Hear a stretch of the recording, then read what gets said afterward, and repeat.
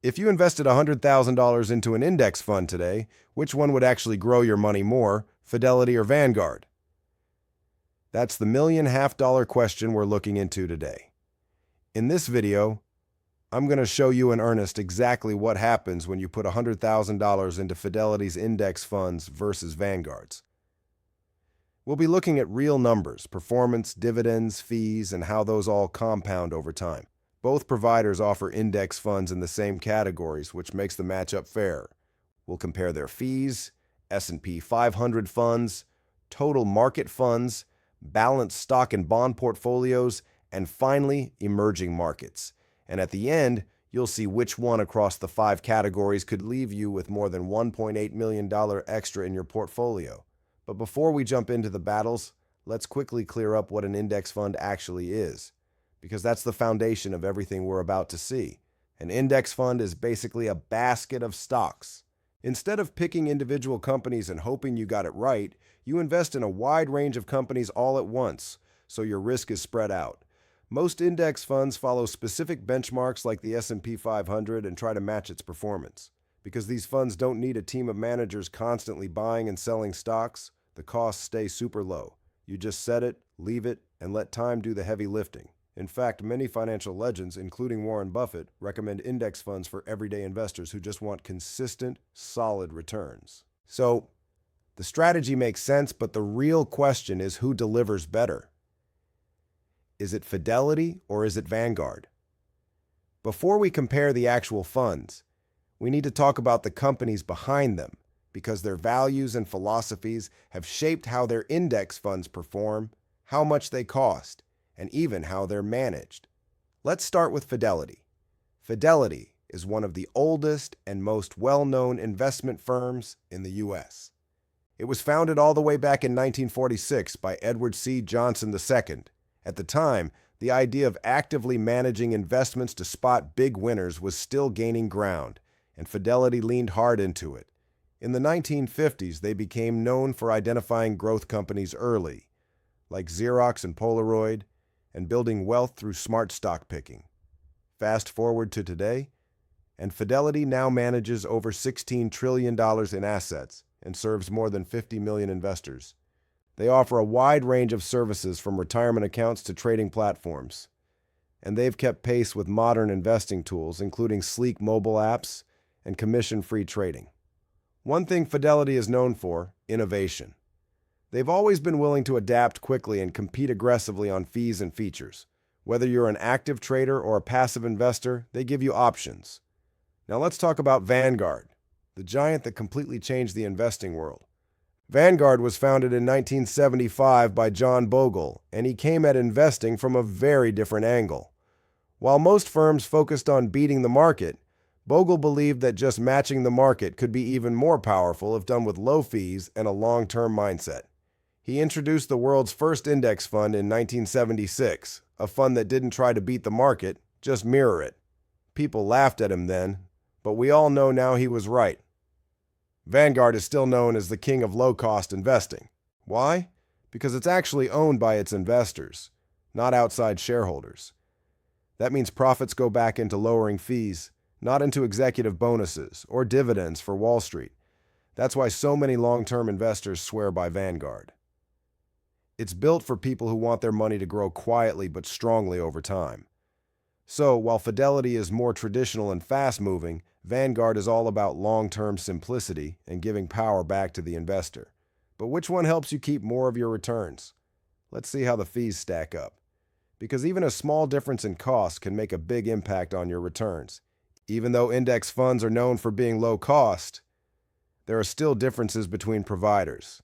And over time, those small differences can really add up.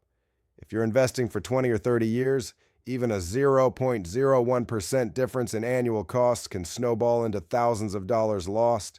Let's start with the basics. Both Fidelity and Vanguard offer commission-free trading for stocks, ETFs, and most mutual funds. That's great news. It means you won't pay a fee just for buying or selling your fund, but there are still management fees or expense ratios which reflect the percentage of your investment that goes toward operating the fund. This is where things start to separate. Fidelity is known for pushing fees as low as possible. In fact, they shocked the market by offering some funds with zero expense ratios. One of their most popular FXAIX, their S&P 500 index fund, has an expense ratio of just 0.02%. That's impressively low. Vanguard's VFX S&P 500 index fund is also one of the cheapest funds on the market at 0.04%, but still slightly more expensive. While it's a difference of just a few bucks on a $100,000 investment, $15 versus $40, the longer you invest, the more it matters. Multiply that by years, compounding growth in portfolio size, and the savings stack up. Then there are the account level fees. Vanguard charges a $25 annual fee on brokerage and IRA accounts unless you opt into paperless statements or have over $5 million invested. Fidelity, absolutely no account fees, not even for IAS or smaller balances. And when it comes to trading extras like options and bonds, Fidelity comes out cheaper again. Vanguard charges $1 per options contract, while Fidelity charges $65. Both firms charge $1 per bond for secondary market trades, but compared to Vanguard's $25, Fidelity adds a $19.95 broker-assisted fee. So when it comes to costs alone, Fidelity wins this round. Their rock-bottom fund expenses, no account maintenance charges, and lower trading fees make them ideal for fee-conscious investors who want to maximize every dollar. So now that we've got the fees out of the way, let's see what really matters: how much each fund can actually grow your money. Starting with the benchmark S&P 500. This index tracks 500 of the largest and most profitable U.S. companies, including names you definitely know: Apple, Amazon, Microsoft, Google, and more. If you want a simple set it and forget it way to invest in America's biggest businesses, this is it. Historically, the S&P 500 has delivered about 10% average annual returns. And over the past 15 years, that number has climbed even higher, up to 12.6% per year. That's a strong track record.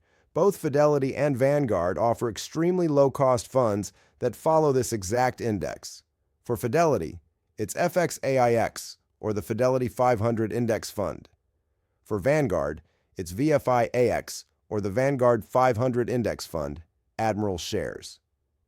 Both funds are built to mirror the same set of companies, and on the surface, they seem nearly identical. But once we dig into the actual results, small differences begin to show. So, how do I compare them? I put them in my forecaster calculator, which uses these metrics from funds to tell me how much I should expect from a fund.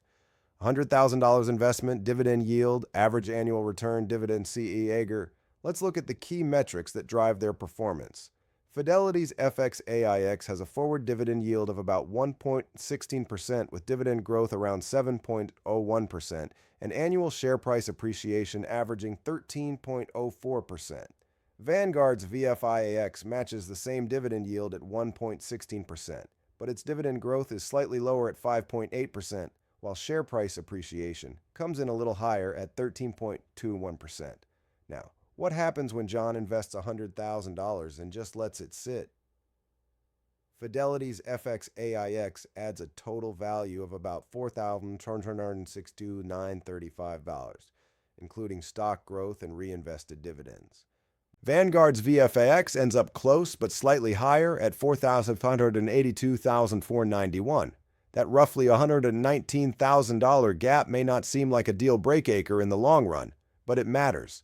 Even small efficiencies add up when you're talking about six-figure investments over decades. So in this round, Vanguard takes the win, tying up our scoreboard at 1 apiece. But the S&P 500 isn't the whole story. What if you want exposure to everything in the U.S. market, from large caps to small startups?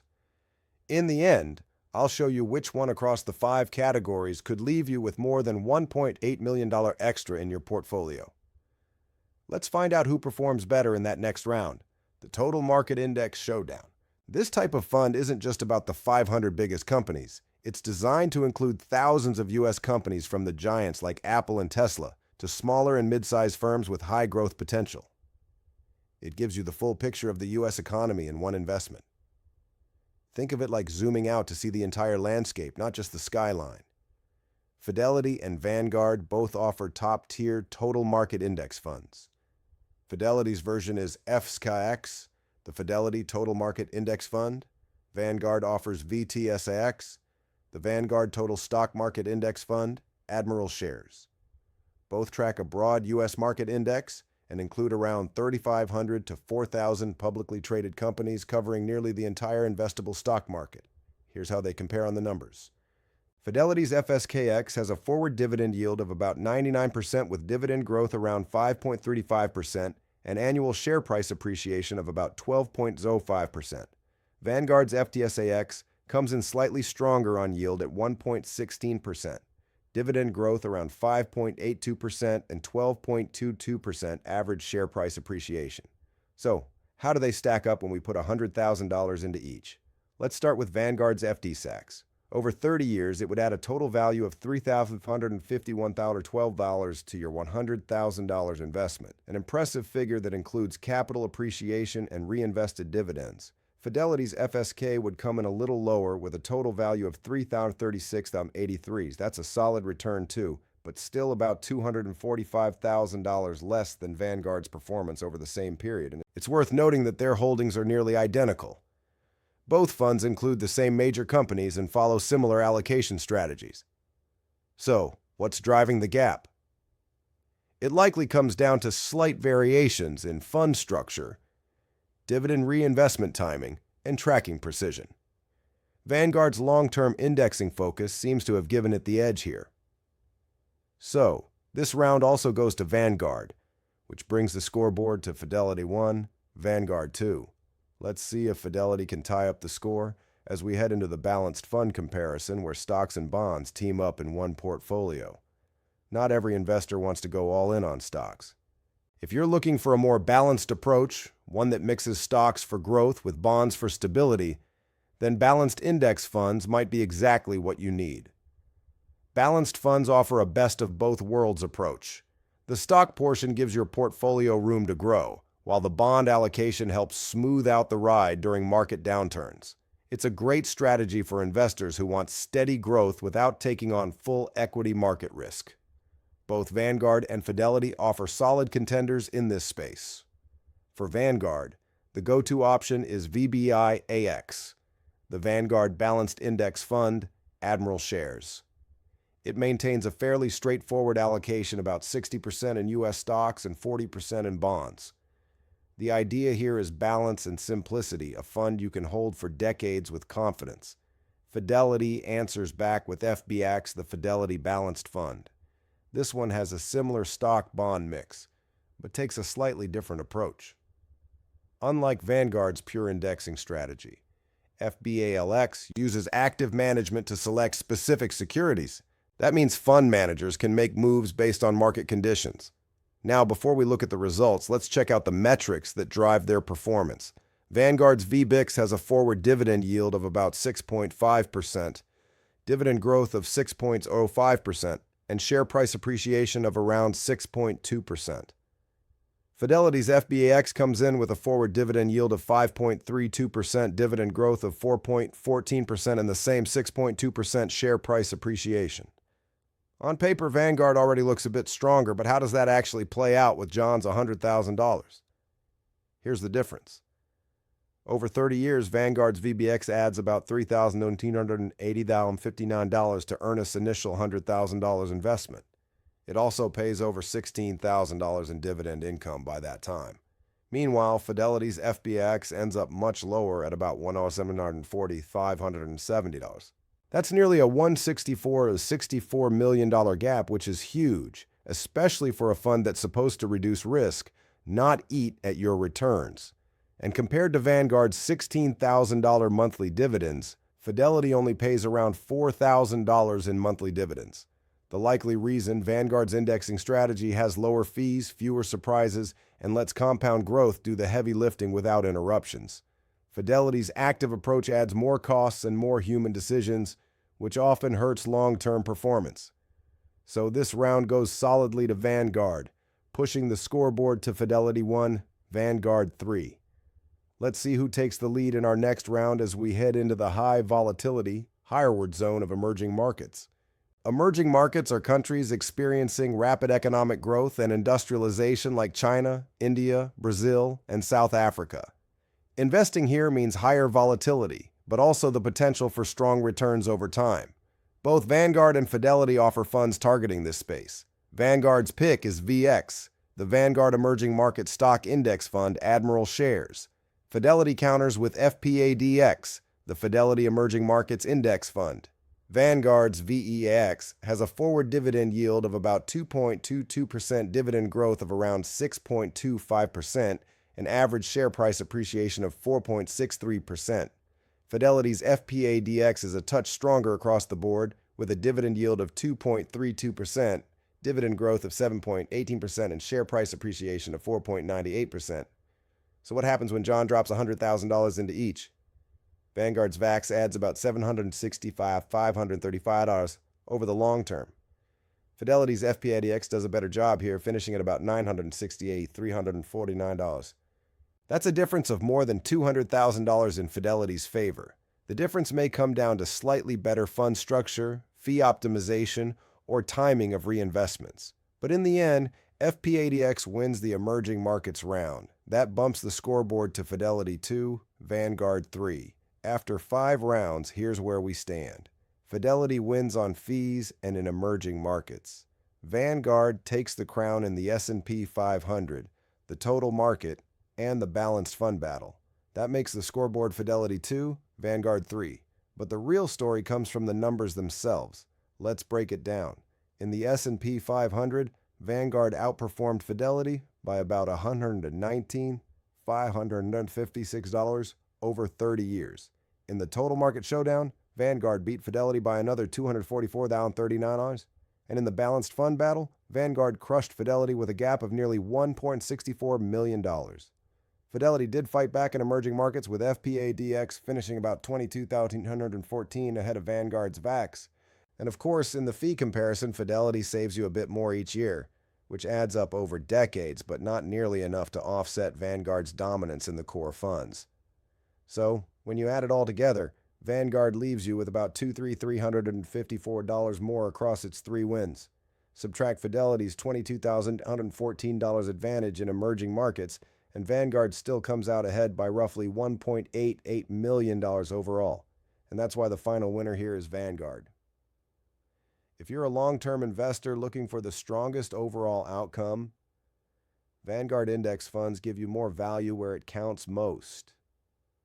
Fidelity is still an excellent option, especially if you care about shaving off fees or wanting stronger emerging market exposure. But the heavyweight winner in this matchup is Vanguard. Not everyone has $100,000 to start with, but we have a solution for this. Click the video on the screen to find out how to make $7,000 per month with only $20 a week.